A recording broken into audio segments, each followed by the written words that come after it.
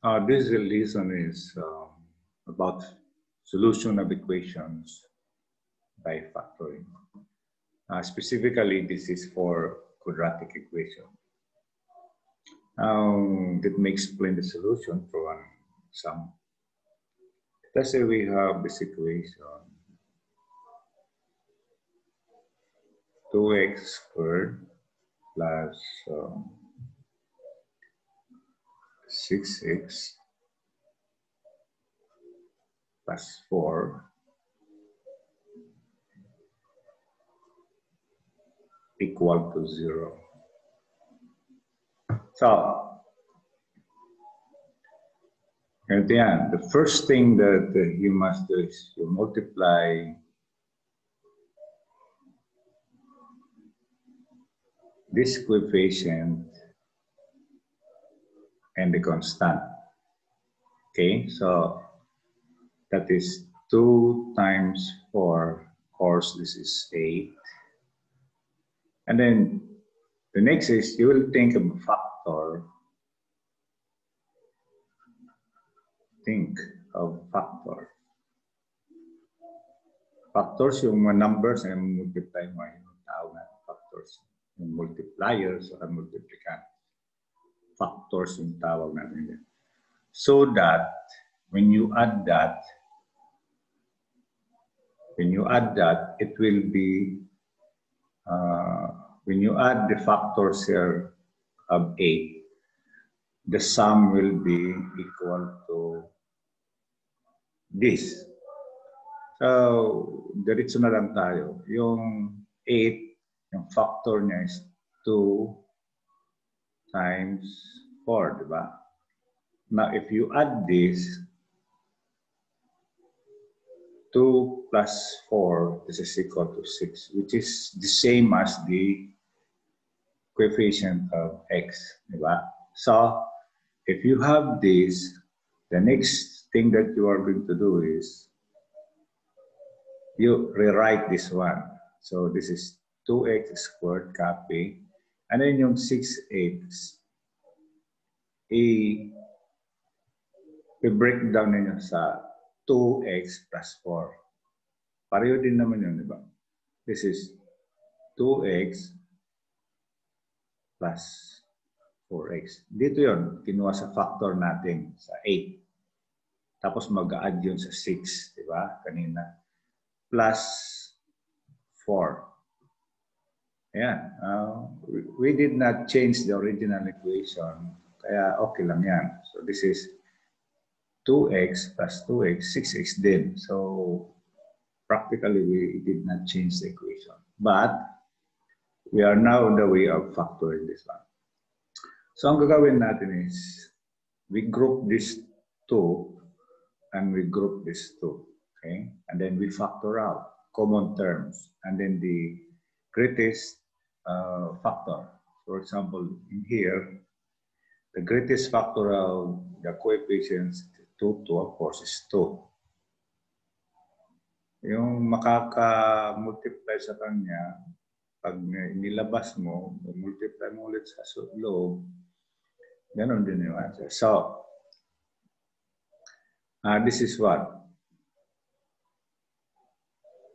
This is, nilabas mo yung, labas natin, kasi may x dito, may x din dito. So, we can factor out 2x. Okay, common siya. So, yung matitira dito, pag inilabas mo yung isang x, saka yung isang x, saka isang to, matitira dito yung isang x.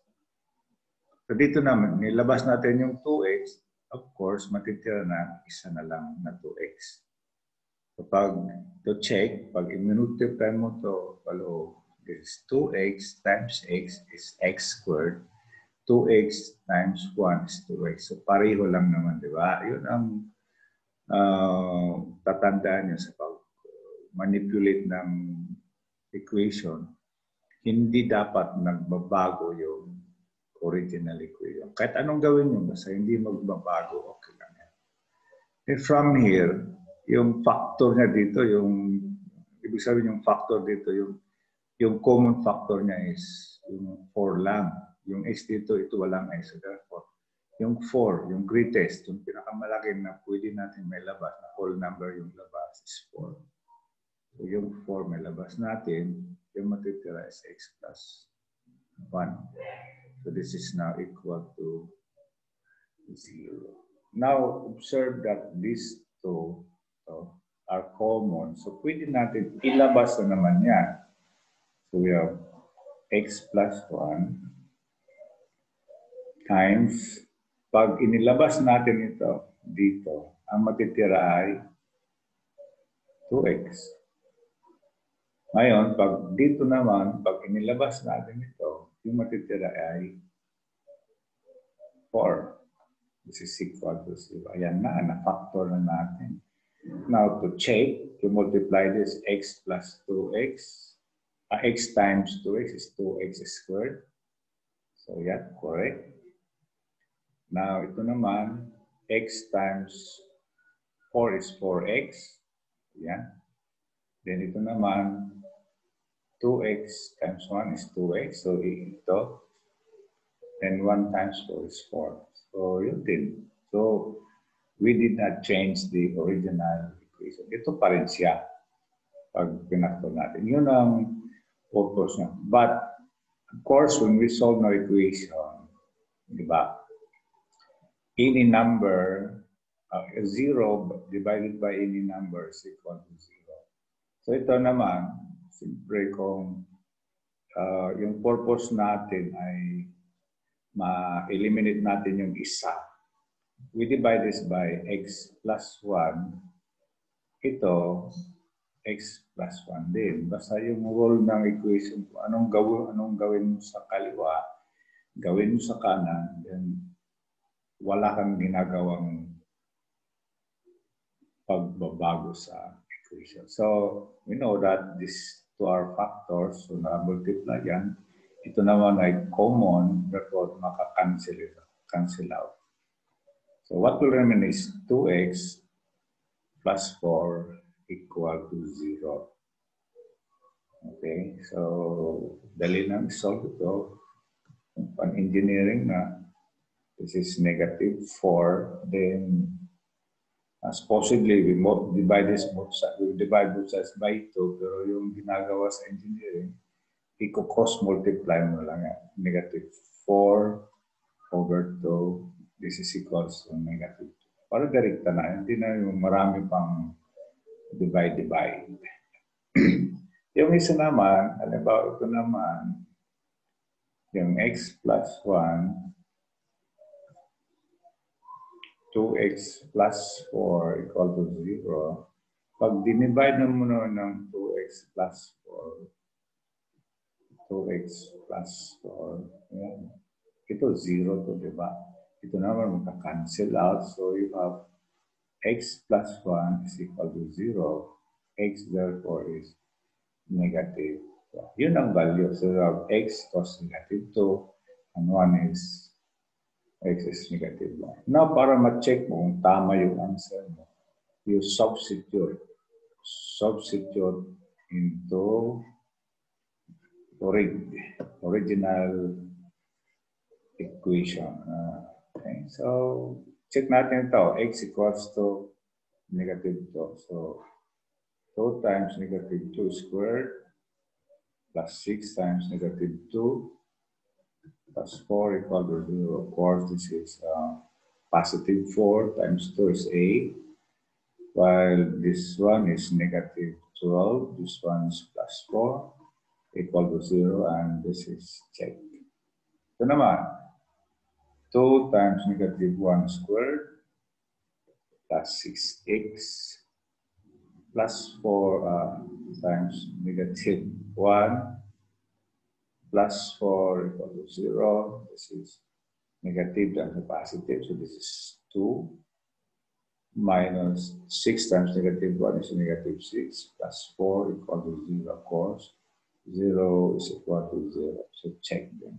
Check din yung negative 1. So ito saka ito value ng x. Kasi when you substitute that into the original equation equal to 0, it satisfies the equation. yung bawat isa. Okay? So, another example, gawa tayo ng isang example. May negative para the same problem, kaya lang negative yung natin. So, 2x squared. Tapos, gawin natin minus 2x. Dito naman, minus o negative 4 equal to 0. So, actually, yung ginawa ko, minultiply ko ito. Yung kinuha ko yung factor niya is negative, factor negative 4 and positive 2. So, pag i-add mo yun, negative 2 yung labas. So, unang gawin natin is to multiply is 2, di ba? Ito yung, this is 2 times negative 4, this is negative 8. Yung factor nito na pag inad natin is negative 2, of course, negative 4 and positive 2. Pag add natin is this is negative 6. Ito yung factor natin. Diba? So, we will now rewrite the equation tulad ng ginawa sa taas, 2x squared minus ito. 4x ito plus 2x para dito. Ito yung positive 2x, yung factor. Negative, positive, negative. Negative 4 times 2 is negative 8. Yun ang factor natin sa multiply natin ito. So, minus 4 equal to 0. Again, itong dalawa, sa itong dalawa, ginupo natin. When we factor out common factor and then a common term, yung common term dito, yung greatest common factor is 2. Yung 2 yung pwede natin ilabas sa yung pinakamalaki kasi yung hindi naman pwede yung 4 kasi ito magiging sobra na. Pag binalik natin, this is 2 over 4 at over 1/2. So yung greatest lang na pwede natin mailabas is 2x. So yung natira, nilabas natin yung 2, nilabas natin yung x, yung isang x, so natira yung isang x na lang. Palaging may 1 dito, di ba? May 1 yan. Pag inad mo yan, yung multiply mo x times x, palaging may 1 kasi yun pag hindi natin nilalagay. This is x, 1 plus 1, of course, this is x squared. Kung ganun tayo mag-multiply. So, minus now, inilabas natin yung 2x dito. 2, nailabas natin yung 2. So, matitira yung 2. Nalabas yung x. So, wala na ng x dito. So, plus now, ito naman.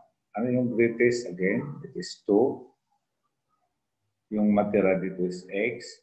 Ito naman, nilabas natin yung factor na 2. Yung matira yung 2. This is equal to 0. So, observe again that these two are common. Diba? Yan ang target natin. So, pwede natin i-factor out na naman. Pero ilalabas yan natin. So, dito, inilabas natin ito. So, matitira na lang is 2x. Dito, inilabas natin yung x minus 2 ito. X minus 2. So, matitira natin is 2 equal to 0. So, yung factor natin, ito ng dalawa. X minus 2, 2x plus 2. Again, to check, we multiply. So, we have this one. 2x squared. Ito, saka ito is plus 2x. So, tapos na yan, di ba? Ito na, ganito tayo multiply. Parang pinapana lang yan. Distribute mo doon. Ito naman, distribute dito. Ito naman, distribute doon. And then, yan ang pinakamadaling pag-multiply. Then, ito na ngayon, negative 2 times positive 2 is negative 4x. And then, we have negative 2 times positive 2 is negative 4. Of course, this is equal to 0 pag inad natin, pag simplify natin ito. Positive 2 minus 4x is negative 2x minus 4 equal to 0. So, ganun pa rin yung equation natin. So, hindi nagbago. Yan ang purpose. You factor out. Basta hindi lang magbago, okay lang. So, pag solve nito, katulad nung kanina, ito kasi kung baga sa engineering, ginaganyan na lang yan. Cross-multiply mo 2x plus 2. Cross-multiply mo ito, pababa. Dito, pababa. Natira dun 1. So, x minus, so is equal to 0 divided by this, 0. So, sa college kasi ganun yun. Medyo, hindi na yung mga divide both sides by, roll. Ito na, pwede naman yung shortcut method is just cross multiply. So, again, x is equal to positive 2 ngayon. So, pag ito naman, cross multiply natin yung x minus 2, ang lalabas niyan is 2x plus 2 is equal to 0 over x minus 2. So, this is 0, so 2x plus 2 equal to 0, and 2x, i-transpose natin yung rule na pag inilipat mo sa kabila yung isang number o variable, mag-change ka sa sign always. Then ito naman, yung cross-multiply to, x equals to negative 2, cross-multiply to, pababa yan, so this is equal to negative 1. So yun yung answer natin. X is 2 and negative 1. So, to check whether our solution is correct, we substitute it back to the original equation. So, subukan natin ito.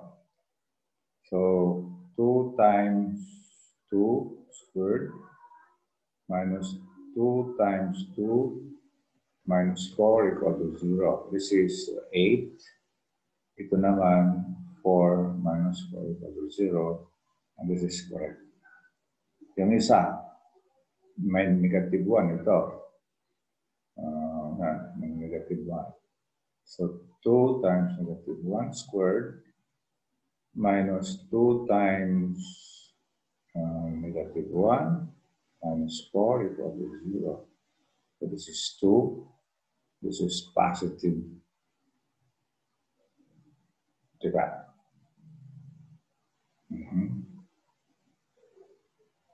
Minus 4, okay.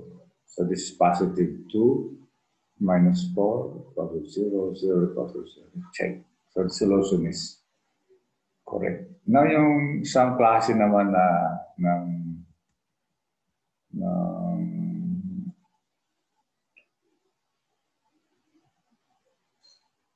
yung madali, yung walang coefficient yung x squared. Halimbawa, x squared plus 7x plus 12 equals to 0. So, ang gagawin nyo lang, tumutok lang. Tapos, kunin nyo yung factor. Dapat, kung ano yung factor, dapat pag-i-add mo, 7 siya. So, ito yung factor nito is, so para maging 7 is 3 times 4, diba? This is equals to 12. So, yung factor mo ngayon, sulat mo na lang kaagad x plus 3 and x plus 4 equal to 0. And then to solve, x plus 3 equal to 0, x plus negative 3. Katulad yung kanina, yung cross-multiply.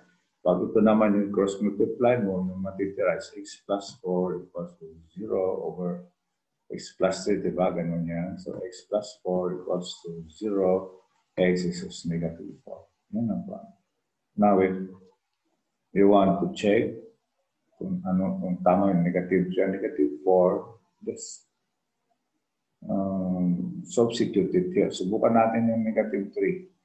Negative 3 squared plus 7 times negative 3 plus 12 equal to 0. Of course, this is 9. This is 21 plus 12 equal to 0. And this is check. This is 0 equals to 0. How about negative 4? Negative 4 squared plus 7 times negative 4 plus 12 equal to 0. This is 16 minus 28 plus 12 equal to 0. 28 minus 28 equal to 0. 0 equal to 0. So check. Ito yung sunod. So, ang dali. Halimbawa, yung may negative naman. Ano ba yung may negative?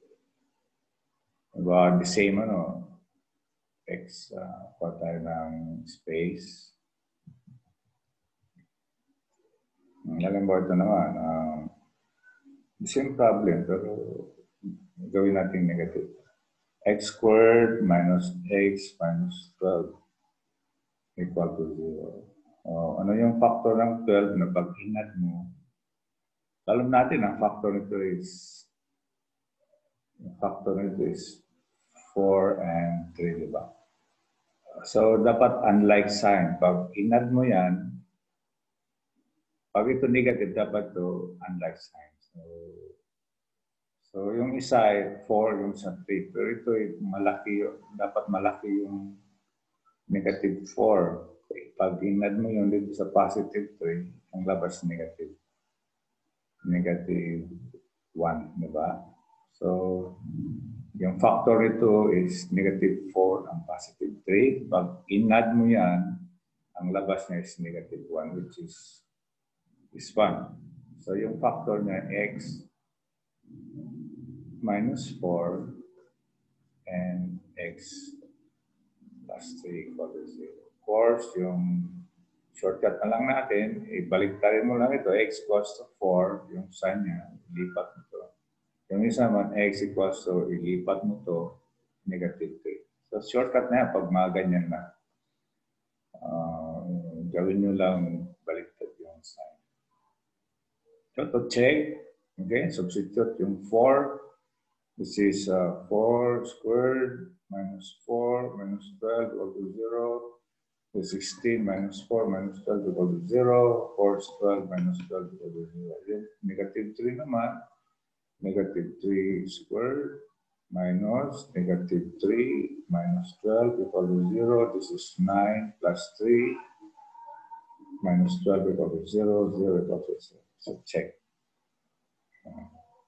So that's it for the topic solution of equations, quadratic equations using